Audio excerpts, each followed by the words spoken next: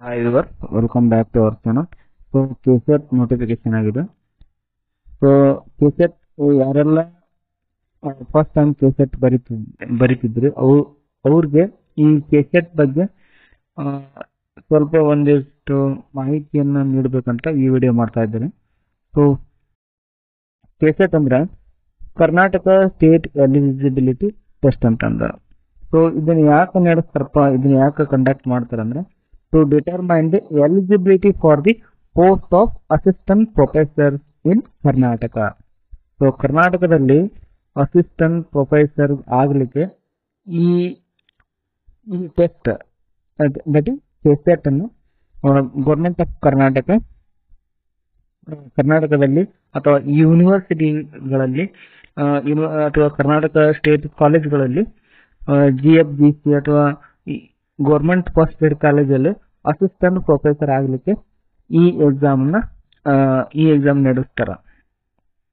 So conducting body KEA, ಮೊದಲು Mysuru university ಅವ್ರು ನಡೆಸಿದ್ರು, ಇವಾಗ KEದವರು ಈ ಎಕ್ಸಾಮ್ನ ಕಂಡಕ್ಟ್ ಮಾಡ್ತಾರೆ. So exam pattern basically KCET has two papers. First, general studies, that is general paper. Second, core subject, that is PG ಯಾವುದು ನಂದು subject main subject ಇತ್ತ ಅದು. So paper only general paper.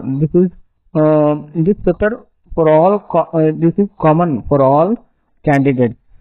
So general paper one ಅಂತ ಏನ್ ಹೇಳ್ತೀವಿ, this is ಎಲ್ಲಾ candidate R science commerce ಯಾವುದೇ background ಇದ್ರು ಅವ್ರಿಗೆ ಫಸ್ಟ್ ಪೇಪರ್ ಕಾಮನ್ ಆಗಿರ್ತದೆ.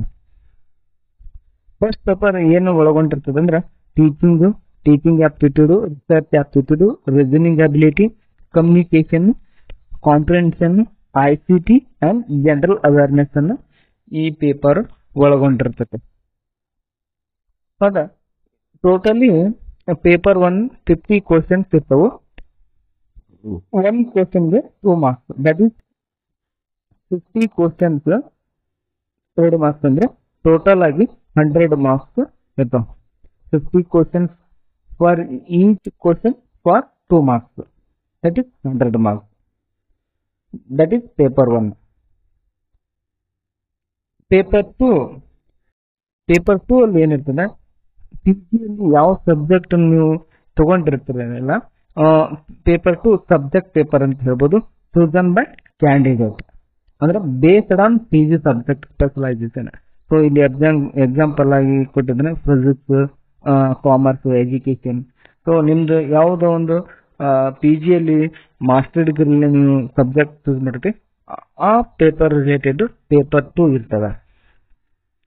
ಈ ಪೇಪರ್ ಅಲ್ಲಿ 100 ಕ್ವಶನ್ಸ್ ಇರ್ತವು. 1 ಕ್ವಶನ್ಗೆ 2 ಮಾರ್ಕ್ಸ್ ಅಂದ್ರೆ 200 ಮಾರ್ಕ್ಸ್ ಆಗ್ತವೆ. ಬೋತ್ ಪೇಪರ್ಸ್ ಎರಡು ಆಬ್ಜೆಕ್ಟಿವ್ ಅಂದ್ರೆ MCQ ಪೇಪರ್ಸ್ ಇರ್ತಾವೆ, ನೆಗೆಟಿವ್ ಮಾರ್ಕ್ಸ್ ಇರಂಗಿಲ್ಲ. ಇದು ಆಫ್ಲೈನ್ ಮೋಡ್ ನಲ್ಲಿ ನಡೀತಿರತಕ್ಕಂಥ ಒಂದು ಎಕ್ಸಾಮ್. ಯಾವುದೇ ನೆಗೆಟಿವ್ ಮಾರ್ಕ್ ಇರಲ್ಲ ಪೇಪರ್ 1 ಮತ್ತು ಪೇಪರ್ 2 ದಲ್ಲಿ. ಸೊ ಎಲಿಜಿಬಿಲಿಟಿ ಕ್ರೈಟೀರಿಯಾ ಅಂದ್ರೆ ಮಾಸ್ಟರ್ ಡಿಗ್ರಿ ಆಗಿರ್ಬೇಕು ವಿತ್ 55%. 50% SC, ST, PWD ಮತ್ತು OBC ಅವರು 50% ಇರಬೇಕು. ರಿಮೈನಿಂಗ್ ಅಂದ್ರೆ GM ಕ್ಯಾಟಗರಿ ಇರ್ತಕ್ಕಂಥ ಕ್ಯಾಂಡಿಡೇಟ್ಸ್ 55% ಮಾಸ್ಟರ್ ಡಿಗ್ರಿಯಲ್ಲಿ ಇರಲೇಬೇಕು. So final year PG students can also apply. ಈ ಯಾರು PG ಓದ್ತಿದ್ದಾರೆ ಪ್ರೆಸೆಂಟ್ ಅವರು ಕೂಡ ಇದನ್ನ ಅಪ್ಲೈ ಮಾಡಬಹುದು. So qualifying marks, general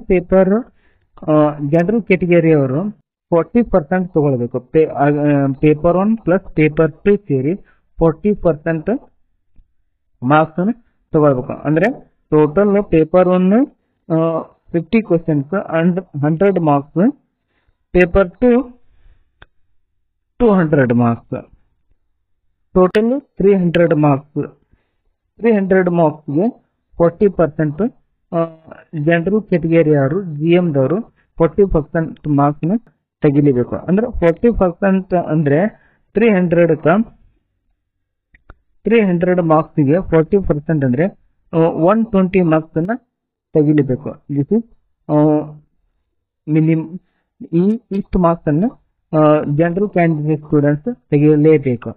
SC ST OBC ಅವರು ಪೇಪರ್ 1 ಪ್ಲಸ್ ಪೇಪರ್ 2 ಸೇರಿ, ಪೇಪರ್ 1 ಪ್ಲಸ್ ಪೇಪರ್ 2 ಸೇರಿ 35% ಅಂದ್ರೆ 105 ಮಾರ್ಕ್ಸ್ ಅನ್ನ ಅವರು ತೆಗಿಲೇಬೇಕು. ಅಂದ್ರೆ ಆ ಪೇಪರ್ ವ್ಯಾಲ್ಯೂಯೇಷನ್ಗೆ ಕನ್ಸಿಡರ್ ಆಗುತ್ತದೆ.